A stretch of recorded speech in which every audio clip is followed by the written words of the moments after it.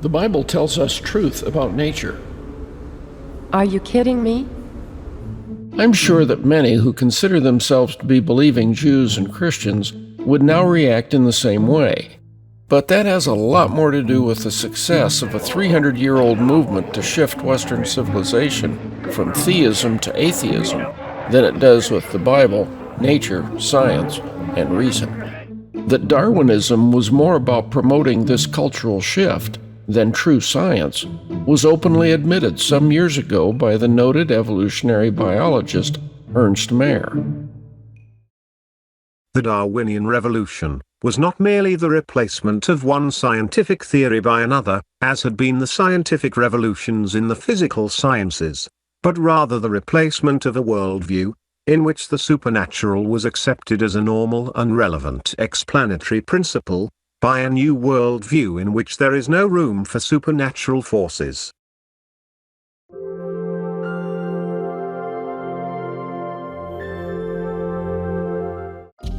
In a later video, The Flow of Ideas, I will explain how this worldview shift took place in Western civilization and became official in the United States in the early 1960s.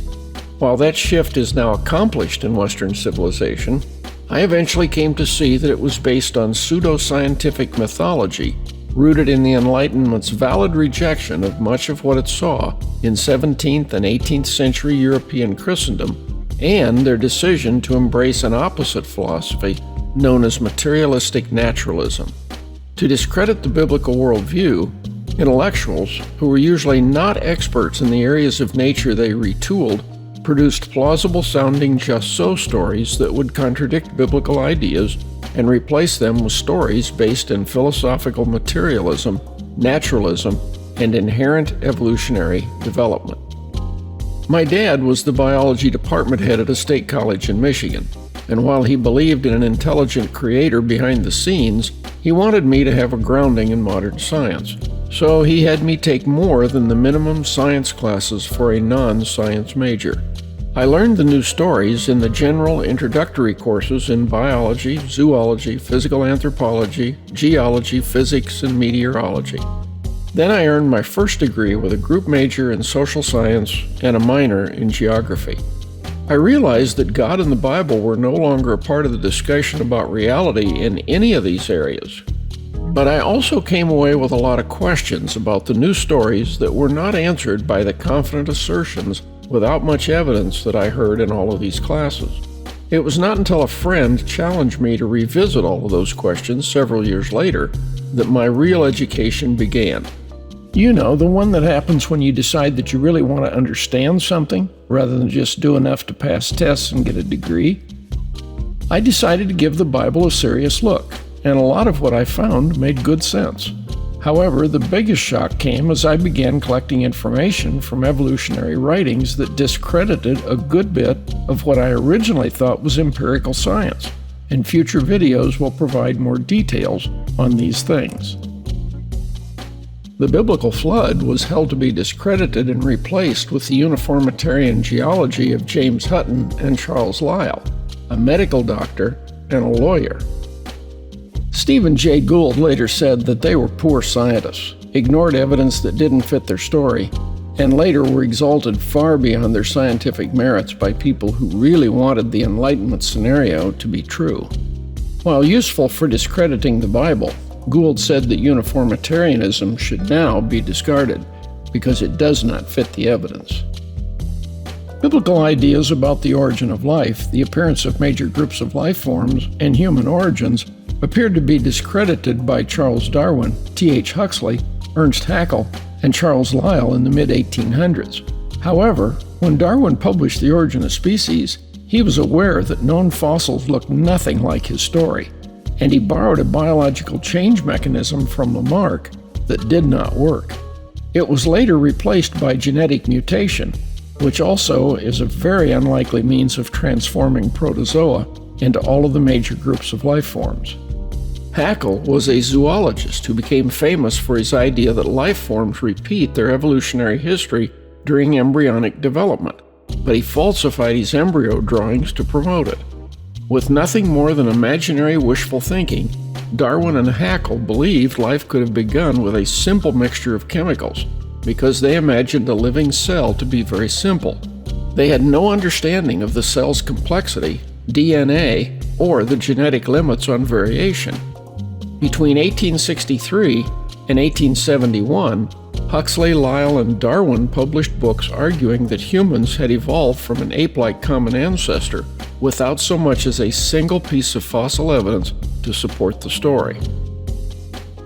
However, these were the kinds of stories that secular intellectuals in 19th century Europe wanted to be true, so they embraced them uncritically and have dogmatically defended and promoted them ever since because of the atheism they seem to support.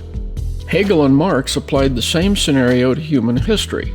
Freud did the same with psychology, and German critics applied it to discredit the Bible as the product of dishonest and ignorant Jewish scribes. Once this worldview came to dominate Western universities, it looked like game over for Christianity. However, truth has a strange way of hanging around, and false stories eventually grow evidence cracks that more and more intelligent people refuse to ignore. I will provide more details in later videos, but this is a quick overview of how the worldview shift from biblical theism to materialistic naturalism was accomplished in Western civilization between 1700 and 1960.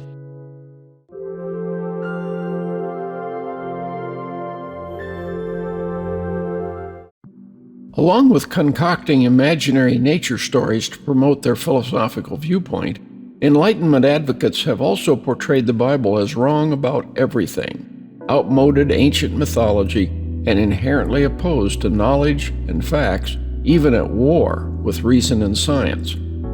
This warfare notion was fostered in books such as John William Draper's History of the Conflict Between Religion and Science, published in 1875, and Andrew Dixon White's History of the Warfare of Science with Theology in Christendom, published in 1896.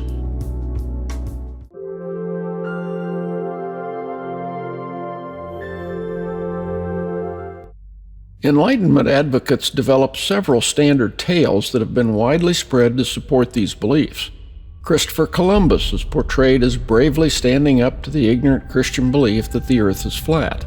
The first episode of the new Cosmos series included a short animated story of the life of Giordano Bruno, portraying him as being persecuted and executed by the Roman Church because he believed the heliocentric theory, thought the sun was just a star, that other stars had planets, and many of those planets supported life.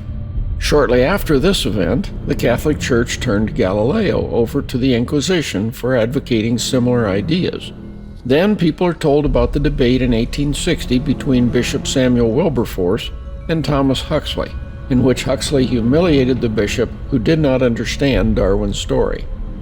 The 1960s movie, Inherit the Wind, portrays the 1925 trial in Dayton, Tennessee, in which Clarence Darrow defended a teacher named John T. Scopes, who was persecuted for teaching evolution in defiance of the law that had been passed forbidding the teaching of evolution. The names were changed in the movie, but Spencer Tracy played the part of Clarence Darrow, who was shown ridiculing and embarrassing William Jennings Bryan, leaving him sputtering as an ignorant, Bible-thumping fool as the trial ends. These stories have been used to spread the impression that Christianity is based on ignorance and is opposed to learning, evidence, science, and rational thought.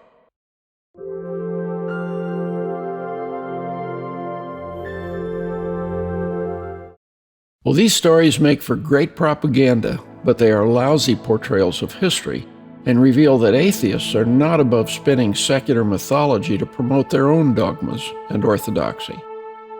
The public has been told that the Bible teaches, and most Christians believe, that the earth is flat.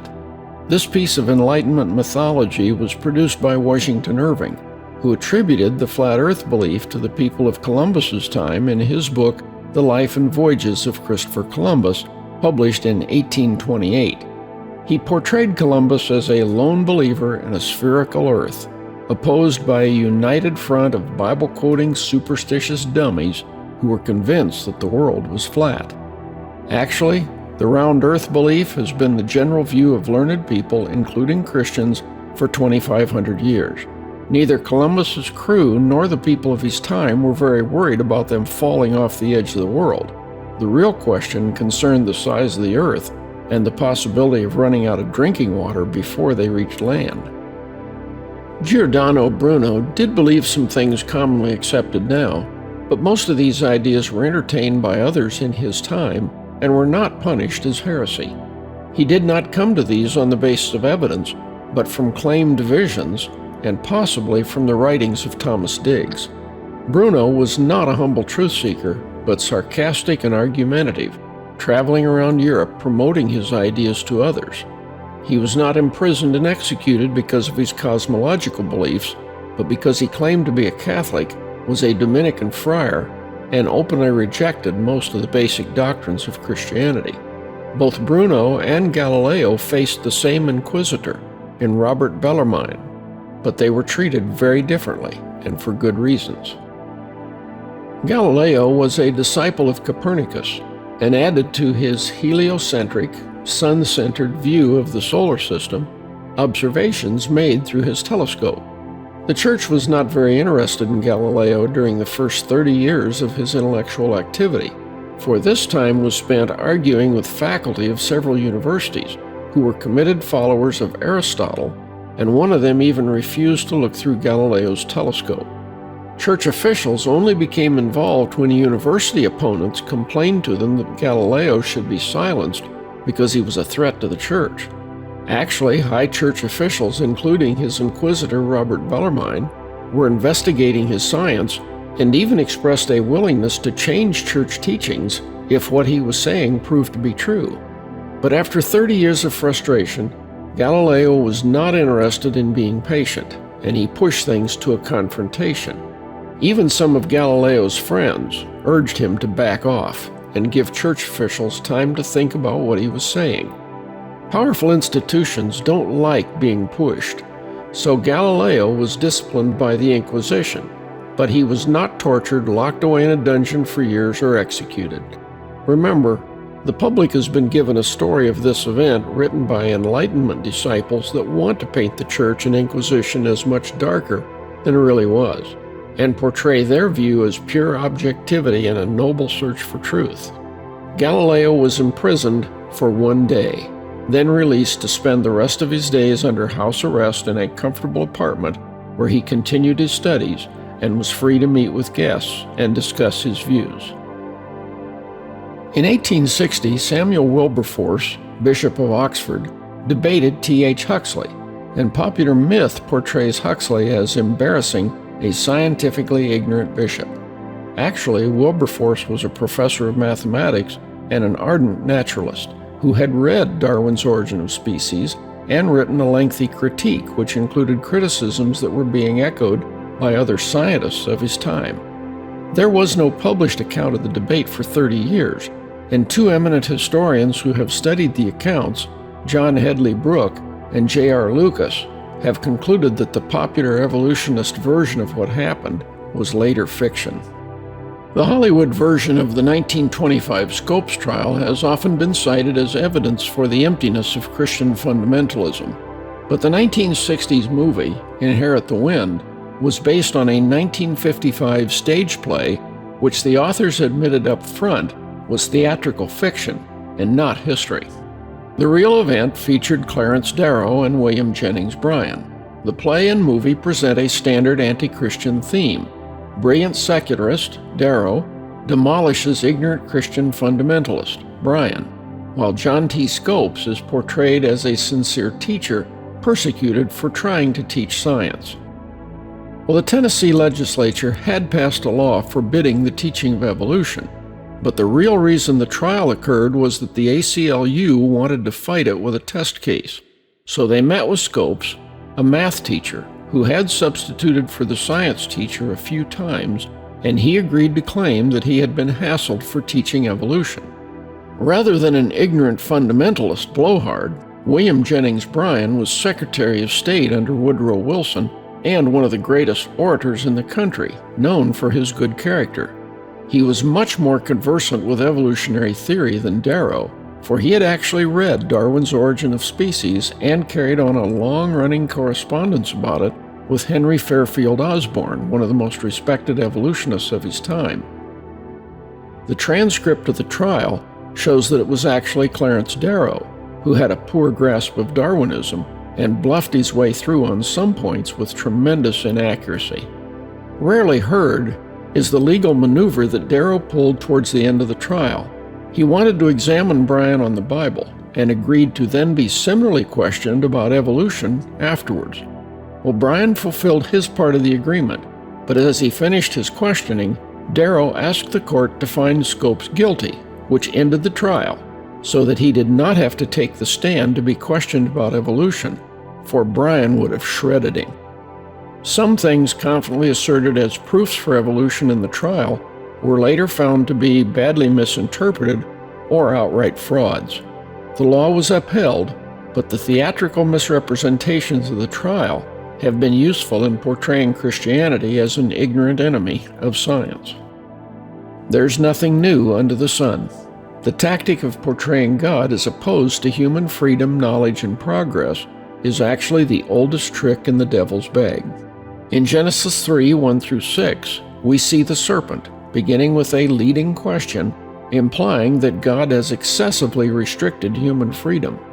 After the woman responded that what the serpent suggested was not the case, the serpent asserted that the threatened penalty of death would not occur and that God was, actually, just trying to restrict human knowledge and progress. Then Eve evaluated her surroundings by her own perception and reason alone, which is exactly what the Enlightenment was also committed to, removing God from the human understanding of the natural universe and reality so as to approach it totally by human reason. To diminish or remove its influence, the promoters of the Enlightenment worldview have successfully managed to portray the Bible as outside the boundaries of intellectual, philosophical, historical, and scientific correctness. As a result, many in Western civilization have turned their backs on the Judeo-Christian worldview, believing it to have been thoroughly discredited and replaced by Enlightenment rationalism.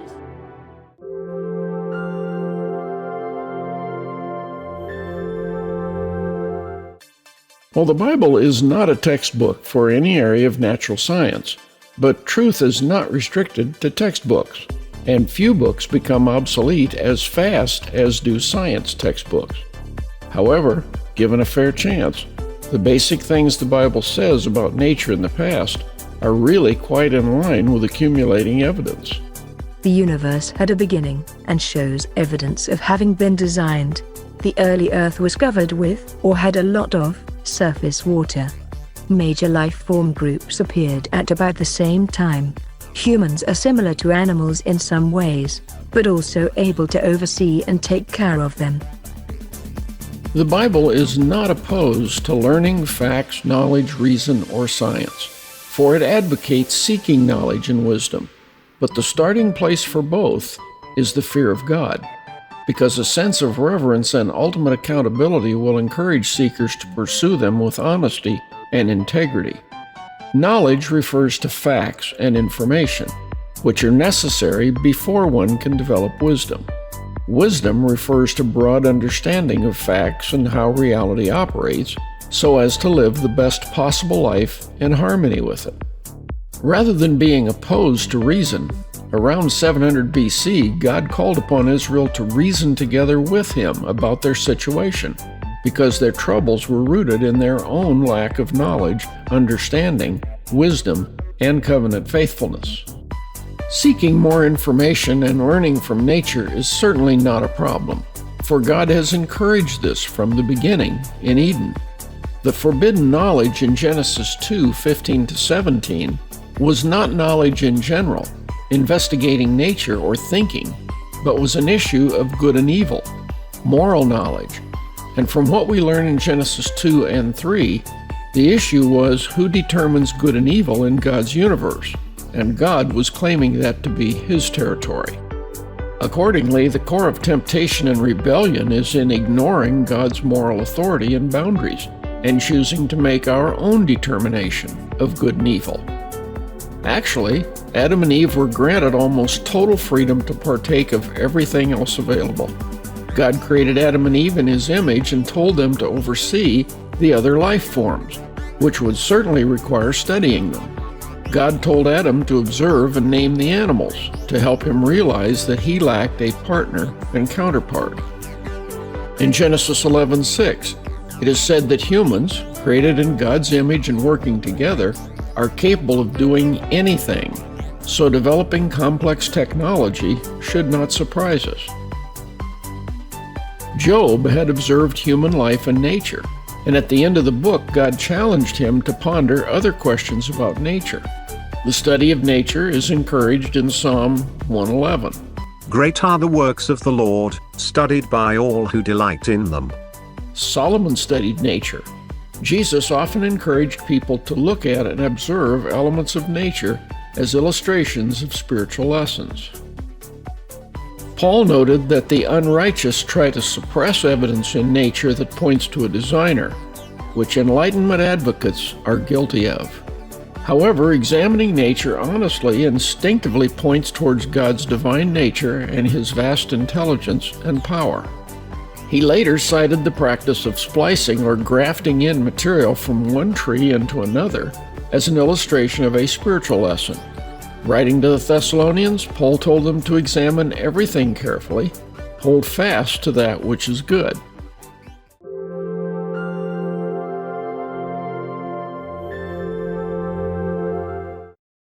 God created the natural universe to function semi-autonomously with consistent processes that we can study, and this is the essence of real science. These normal processes came to be referred to as natural laws, even though many would now reject the implied lawgiver. However, sovereign rulers who make laws can also ignore them, change or amend them, or do away with them.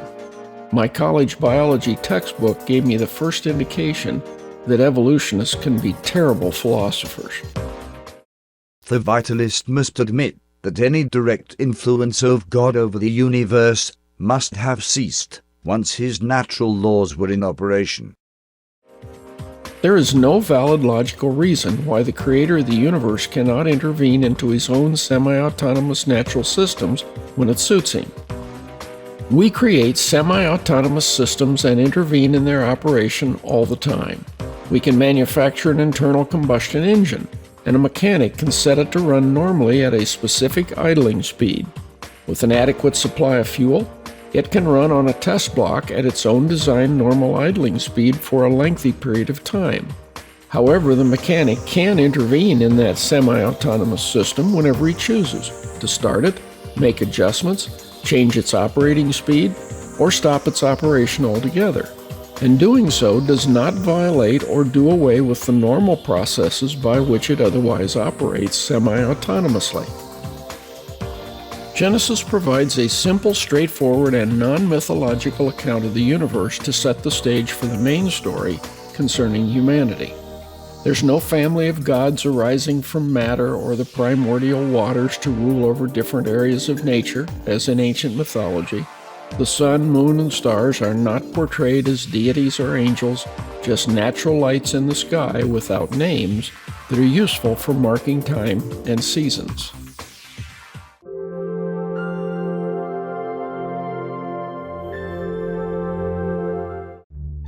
The creation of the universe is portrayed in terms of 6 evening and morning days, followed by a Sabbath. Was this intended to be taken literally? Was it poetic and intended to provide background for the Hebrew week and its Sabbath? Could both be true? We don't know. How long were Adam and Eve in Eden before the first sin? We do not know. What we do know is that the genealogies in Genesis 5 through 9 and chapter 11 portray human history in terms of hundreds and thousands of years, not hundreds of thousands, millions, or billions. The Enlightenment rejected the biblical timescale for 2 reasons. First, it wanted to discredit the biblical story at every possible point. Second, having dismissed an intelligent creator, trying to explain the origin of the universe and life in terms of physical matter and unguided natural processes alone, is plausible only with lots of time for trial and error to eventually and accidentally accomplish very unlikely things. While much simpler than explaining the universe or life, consider explaining a cake sitting on the counter. If you are not philosophically biased against them, assuming an intelligent cook or baker makes it easy to explain the cake's existence, form, and order. For there are a number of essential ingredients that must be collected, mixed together in the right proportions, then poured into a baking pan, heated at the right temperature and for the right amount of time, then removed from the pan and iced. However, if you begin with a philosophical denial of the existence of an intelligent cook or baker, and are limited to materialistic and naturalistic explanations, then you must assume that there was a lot of time for trial and error to play out, until all of the very unlikely ingredients formed and collected in the same location and at the right time were somehow mixed in the right order and amounts and were heated at the right temperature for the right amount of time to produce the cake. Well, the deep time approach bites back, because the collected materials could only produce an edible cake if it all happened quickly. Who would believe that this is the most likely scenario, except those with an irrational, predetermined philosophical commitment to avoid the baker explanation?